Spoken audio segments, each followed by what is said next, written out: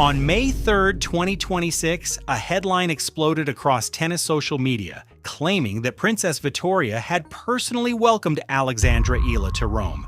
There was just one problem. Tournament officials had no record it ever happened. But here's the thing, that's not actually the story. The real story is what had to be true for a headline like that to go viral in the first place. Because when Alexandra Eala walked into Foro Italico, she was carrying a 2-3 record on clay, a number 42 ranking, and a fan base so overwhelming that tournament directors have already started restructuring their operations around her. One of those directors has gone on record using the word fatal to describe what happens when Eala gets put on the wrong court. The Italian Open runs May 5th through the 17th, and the question Rome hasn't been able to answer yet is simple.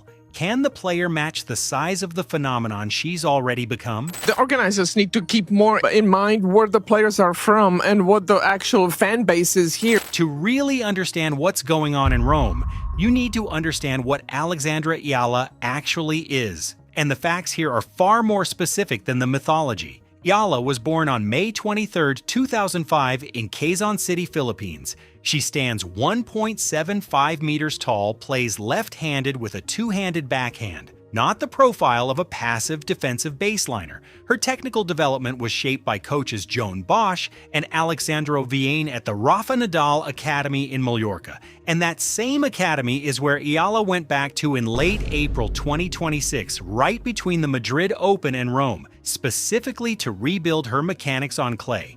Eala turned professional in March 2020. The years that followed were not glamorous. 5 ITF singles titles spread across Manacor, Chiang Rai, Grenoble, Rancho Santa Fe, what one account describes simply as ___1__. Her career record now stands at 210 wins and 128 losses, a 62.13% winning rate. As of May 4th, 2026, she's earned $1,882,099 in career prize money, placing her in the top 400 all-time earners in the sport.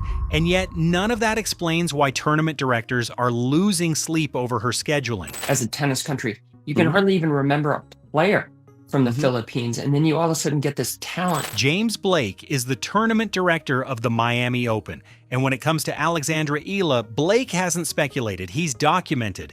Blake stated outright that Eala cannot be relegated to smaller courts. Not as a favor, not as a marketing call, but as a pure safety and logistics decision driven by the sheer number of fans her matches pull in. He acknowledged that past tournaments had made what he called fatal scheduling errors, putting players with massive fan bases on secondary courts, and the result was safety concerns and hundreds of fans physically locked out of matches. Blake described the international interest in Eala as so high that her matches essentially function as home matches, drawing what he called a cultural melting pot of global audiences. That's not press release language. That's a tournament director describing a structural problem that venues weren't built to handle. And that's when the Rome headline starts to make a very different kind of sense. The reality Blake described didn't build up slowly over years. It was created in a single tournament. At the 2025 Miami Open,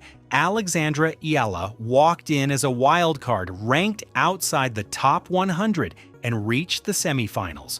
To do it, Eala took down Iga Swiatek, Jelena Ostapenko, and Madison Keys, 3 of the most established names in women's tennis, back to back to back. That run produced 390 ranking points, roughly 25% of her total ranking weight for the entire following 12 months. But what one tournament run actually changed wasn't just her ranking. It changed the criteria by which courts get assigned. Blake in the Miami Open came to understand what the numbers alone couldn't show, that a player outside the top 100 was generating crowd demand that no secondary court could hold. That's the moment the gap opened between what the ranking system said Alexandra Eala was worth and what the crowds were physically demonstrating she was worth. And that gap didn't close when the tournament ended. It followed Eala to Rome. Losses she takes, this is part of the learning experience.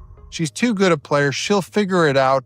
And what I like is her resilience. By 2020, 26, that gap had a name. It's called the tax of success, the obligation to defend the extraordinary points you earned in a breakthrough season, now under the full weight of expectation that didn't exist when you first earned them.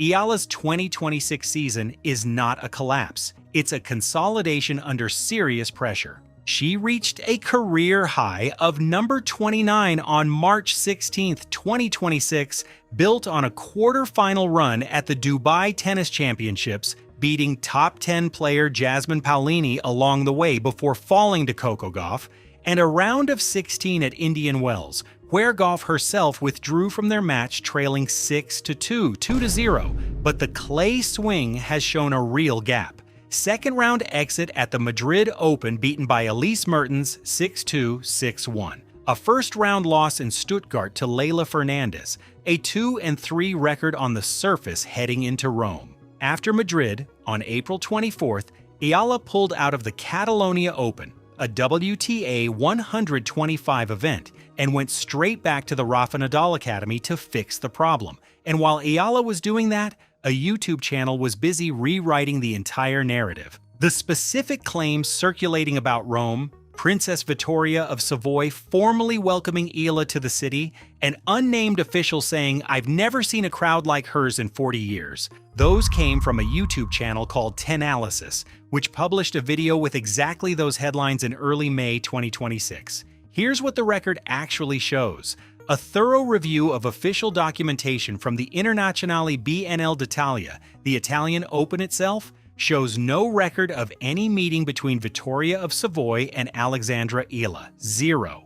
The 40 years quote doesn't appear in any interview with WTA representatives, tournament officials, or established tennis journalists. Systematic analysis of similar content from channels like this one concludes that these titles are __quote _9 and yet they worked massively, which raises the question the official record doesn't answer. If these claims were built to generate clicks, why were so many people ready to believe them? Here's what the documentation actually says, and this is the part that reframes everything. The __quote _10 quote unverified, but the underlying claim that Alexandra Eala draws crowds that are historically unprecedented for a player her age and ranking is factually documented. James Blake has already made it institutional policy to put Eala on center court, regardless of where her ranking says she belongs.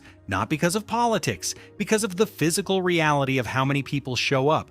What Tenalysis actually did wasn't fabricate a phenomenon. Tenalysis named a vacuum. The WTA's official ranking system has Eala at number 42. That number has no way of capturing that a tournament director in Miami used the word __11___ to describe what happens when she's on the wrong court. It doesn't reflect that her matches draw a quote 12 of fans that exceeds the architecture of secondary venues. There's no ranking point awarded for forcing James Blake to restructure how courts are assigned. So a YouTube channel invented a princess to fill that gap. And the crowds, who already understood what the ranking system refused to say, believed every word of it. You remember a player from the Philippines, and then you all of a sudden get this talent. As of May 4th, 2026, Alexandra Eala is world number 42. She's at Foro Italico. The Italian Open field includes Aryna Sabalenka, Iga Swiatek, Elena Rybakina, Coco Gauff, and Jasmine Paolini. If the tournament ends early for Eala, the contingency is already in place. The Parma Ladies Open, then the Strasbourg Grand Prix, both as final preparations before the French Open. Her stated goal is to improve on her 2025 French Open result, where she lost in the opening round of 128. Eala is the first Filipino player to break into the top 30. The first to record multiple wins over top 10 players in the Open era. That's described in the record as real, quantifiable pressure, the weight of an entire nation's expectations carried into every match, on every surface, in every draw. The Rafa Nadal Academy sent Eala back to Rome with rebuilt clay mechanics and a contingency plan. Whether that's enough to finally translate crowd demand into ranking points at a WTA 1000 event, Rome doesn't have that answer yet. And honestly, that's the only question that matters.